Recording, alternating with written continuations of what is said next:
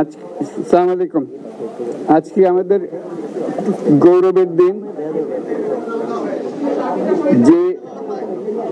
যে বিপ্লবের মাধ্যমে বাংলাদেশ আজকে নতুন বিজয় দিবস সৃষ্টি করলো, সেটাকে সামনে রেখে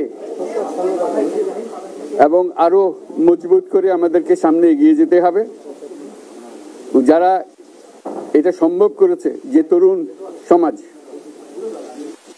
তাদের প্রতি আমি আবার সমস্ত প্রশংসা এবং কৃতজ্ঞতা জানাচ্ছি তাদেরকে। তারা আমার পাশে আছে। এরা এই দেশকে রক্ষা করেছে, এই দেশকে নতুনভাবে পুনর্জন্ম দিয়েছে এবং এই পুনর্জন্মে যে বাংলাদেশ পেলাম, সে বাংলাদেশ যেন অত্যন্ত দ্রুত গতিতে এগিয়ে চলতে পারে, সেটাই হলো আমাদের শপথ। সেটা আমরা রক্ষা করতে চাই, এগিয়ে যেতে চাই। আজকে আবু সাঈদের কথা মনে পড়ছে আমাদের, যে আবু সাঈদের ছবি বাংলাদেশের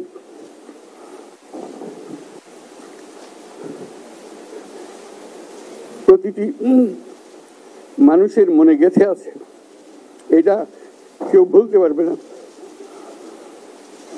কি অবিশ্বাস্য একটা সাহসী যুবক,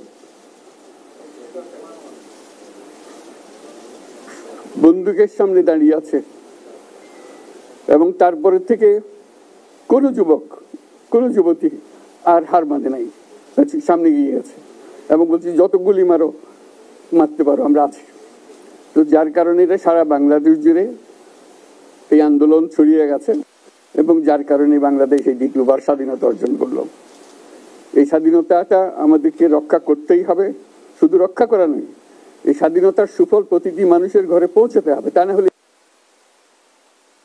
এই স্বাধীনতা থেকে পৌঁছানো হলে আমাদের শপথ, আমাদের যে প্রতিজ্ঞা, যাদেরকে এটা করতে হবে, ঘরে ঘরে পৌঁছাতে হবে। মানুষ যেন জানে যে বাংলাদেশ স্বাধীন হওয়ার অর্থ হলো তার নিজের পরিবর্তন, ব্যক্তির পরিবর্তন, সুযোগের পরিবর্তন, তার ছেলে মেয়ের ভবিষ্যতের পরিবর্তন। এটা যেন প্রত্যেকে বুঝে নেয় এবং তরুণ সমাজকে বোঝানো যে এই দেশ এটা তোমাদের হাতে, তোমরা এটাকে তোমাদের মনের মতো করে গড়ে তুলবে।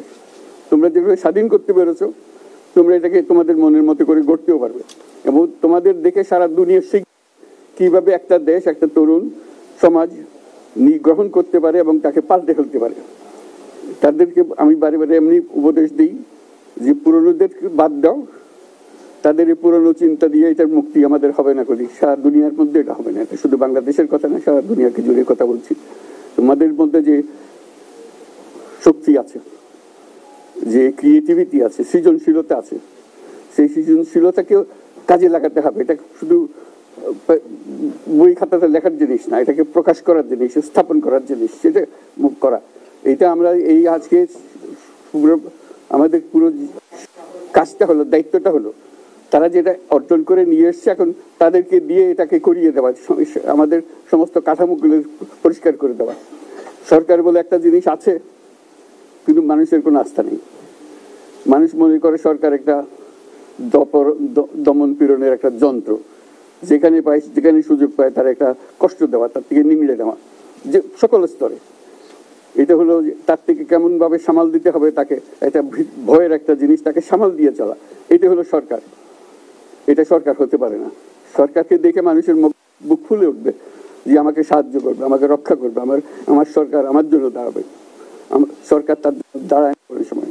যে সরকার হবে সেই সরকার মানুষকে রক্ষা করবে, মানুষের আস্থাভাজন হবে। এটা কেউ জোর করে তাকে বলার জেনে আর ভালো আছে এটা না।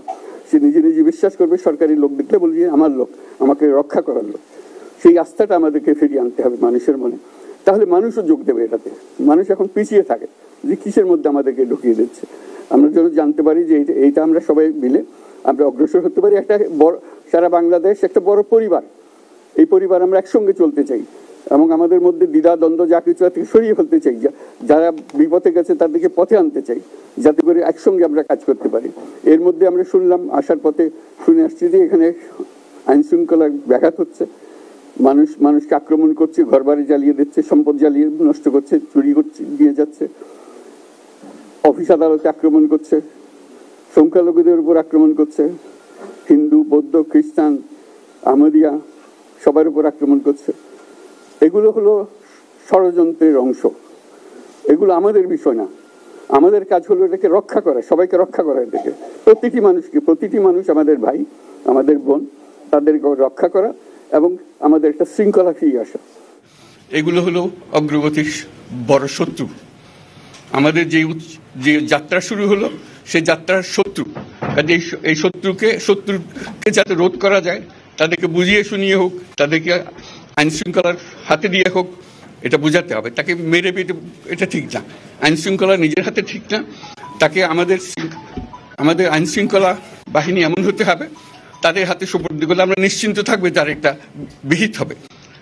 এমনগুলো আমরা হাতে দিয়ে দিলাম, 2 টাকা দিয়ে আবার ছেড়ে দিল, এটা যেন আবার না হয়। আমাদের সেই আস্থাটা আমাদেরকে আনতে হবে। কাজে আইন শৃঙ্খলাটা এখন আমাদের প্রথম কাজ। এই আইন শৃঙ্খলা ঠিক না হওয়া পর্যন্ত এটা আমরা অগ্রসর করার জন্য পদক্ষেপ নিতে পারবো না। আপনারা আমার উপরে আস্থা রেখে আমাকে জানিয়েছেন, ছাত্ররা আমাকে আহ্বান দিয়েছে, সেটাতে আমি সাড়া দিয়েছি। দেশবাসীর কাছে আমার আবেদন, আপনারা যদি আমার উপরে বিশ্বাস রাখেন, আমার উপরে ভরসা রাখেন, তাহলে নিশ্চিত করেন যে দেশে কোনো জায়গায় কারো উপরে হামলা হবে না। এটা আমাদের প্রথম দায়িত্ব। এটা যদি আমি করতে না পারি, এটা আমার কথা যদি না শোনেন আপনারা, তাহলে আমার প্রয়োজন এখানে নাই। আমাকে বিদায় দেন, আমি আমার কাজে থাকি, সেখানে আমি ব্যস্ত থাকি। যদি আমাকে প্রয়োজন মনে করেন, তাহলে আমাকে প্রয়োজন মনে করলে আমাদেরকে দেখাতে হবে যে আমার কথা আপনারা শোনেন। আমার কথা না শুনলে আমার কোনো প্রয়োজন নাই। আমার প্রথম কথা হলো, আপনারা বিশৃঙ্খলা থেকে দেশকে রক্ষা করেন, আপনারা সহিংসতা থেকে দেশকে রক্ষা করেন, যাতে আমরা যা আমাদের ছাত্ররা আমাদেরকে পথ দেখায়, সেই পথে আমরা এগিয়ে যেতে পারি। এটা একটা খুব সুন্দর দেশ হতে পারে, বাংলাদেশ একটা খুব সুন্দর দেশের সম্ভাবনাময় দেশ। কাজে এই সম্ভাবনাগুলোকে আমরা নষ্ট করে দিয়েছি। এখন আবার সেই বীজতলা আবার তৈরি করতে হবে, আবার আমাদেরকে জেগে উঠতে হবে। তারাই এই বীজতলা তৈরি করবে, তাদের হাত দিয়েই হবে, এবং তাদের দিকে আমরা তাকাবো এবং আমরা তাদের নির্দেশ মতে আমরা অগ্রসর হব।